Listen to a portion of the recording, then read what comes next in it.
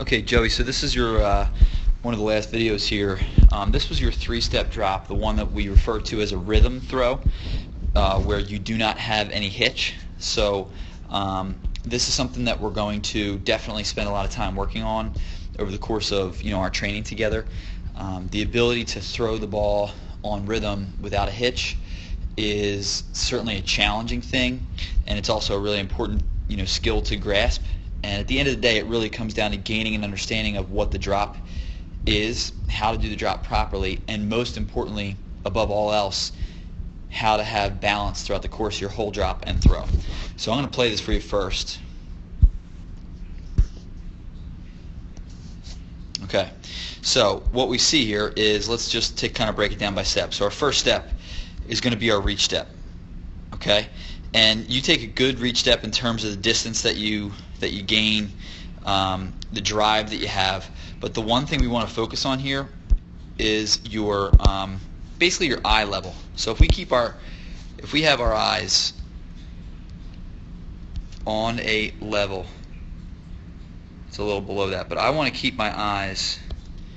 Try that again. I want to keep my eyes on that same plane during the entire drop. So your eyes pop up and then stay way up, and then down. They sink back down, below again. Okay, so if we kept our eyes on a level plane, that's going to first be a great indicator of our balance. Okay, how do I keep my eyes on a level plane? Your drive, notice here, when you push off that lead foot, your push gets in an upward motion. Watch, up and back. You push from bent knees and sunk hips to a tall right leg. Okay, we can work to keep this drive a little bit more lower through. Instead of pushing upward, we want to push more straight back instead of upward. Okay, so that's our reach step. Again, good distance, but now instead of extending that knee so much, the left knee, we want to sort of keep a little bit more bend in that left knee and push more of almost like a slide feeling as you're really pushing off, and less of that jumping feeling. Now as we get into the second step, this becomes our crossover. Okay, and right now as you complete your crossover, you can see your body is starting to have that angled lean that we're going to get. Okay, we want to utilize that lean to our benefit, but we want to start to control it a little bit more, and actually again gain the awareness of it so that you can then control it. So ideally you can say you're almost floating. Both feet are off the ground here, and then you land again. You're pushing off the crossover. We don't really need to push off the crossover. In a three-step drop, the first step gains our depth with as much depth and speed as possible while sustaining our balance. Then it becomes really all about getting back into phase, back into balance with your crossover and your plant. We don't want to have to think about gaining any more depth. You will gain depth on your crossover step, but I don't want to intentionally seek to gain depth on the crossover step because I don't need to. So really, when you take this cross step, this wants to be a super controlled step. So I don't want to have both feet in the air. I want to almost walk that step so it's really, really controlled. Okay? And when you make that crossover step, you can start to lean your front shoulder forward a little bit to counterbalance your body through the second step.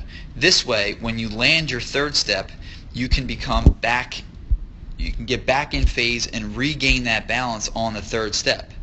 What you're going to see here is your balance, since you're pushing with depth through the whole throw, when you land on your third step, say your whole body sinks on that back leg, and now your front foot is totally airborne, and now when you plant it, you haven't driven off that back foot.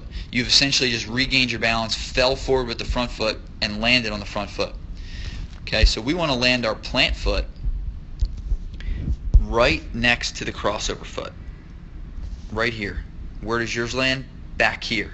So now look at the distance you have between your feet. Now your stride isn't really that big because this was also earlier on in your throws. But you want to extend this this step a little bit further so that you can really generate power from your back foot there. All right. But the bottom line is what you're looking at here is you're ending up catching and recoiling on the back foot, and your weight shifts all the way back, and now you're just essentially standing up on the front foot through the throw. But that's the one thing we want to try to work on, is really gaining balance through the drop. Reach, cross, plant, and now your plant foot becomes your drive foot, becomes your drive leg. And that is how you're going to work on continuing to gain balance, but also now starting to recruit your mechanics that we've worked on. So now plant foot becomes drive foot, stride foot becomes stride. Now it touches. Now we have drive and break working. Rev, race, squeeze with the upper body, right? And now it all comes together. Race the elbow, squeeze, finish, and we can still complete this behind that front foot, really getting our major power from our drive leg and drive knee. Bang, drive, break, and now we can get our power going. Okay, so one more time, watch it through, kind of listening to that. You can see how our balance is the most crucial piece. See that sinking that you make, that sinking movement at the back? That's what we want to avoid right here, where you kind of rest all your weight back on that back foot.